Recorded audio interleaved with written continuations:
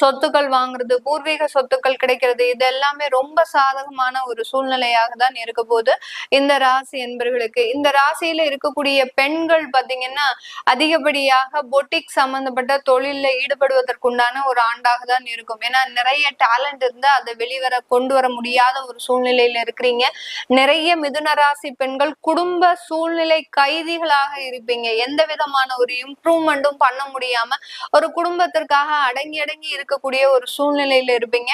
அவர்கள் எல்லாருமே இந்த வருடத்துல நீங்க அப்படியே நல்ல ஒரு திறமையோடு வெளிவருவதற்குண்டான ஒரு தருணமாக தான் இருக்கும். உங்களுக்கு உண்டான சுய சம்பாத்தியம் அப்படின்றது, சுய வருமானம் அப்படின்றது இந்த வருடத்திலிருந்து நீங்களும் உங்களுடைய குடும்ப வருமானத்துல ஒரு பார்ட்னரா இருந்து செயல்படக்கூடிய ஒரு தருணமாக இருக்கும்.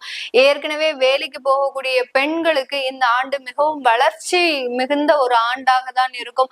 உங்களுடைய வேலை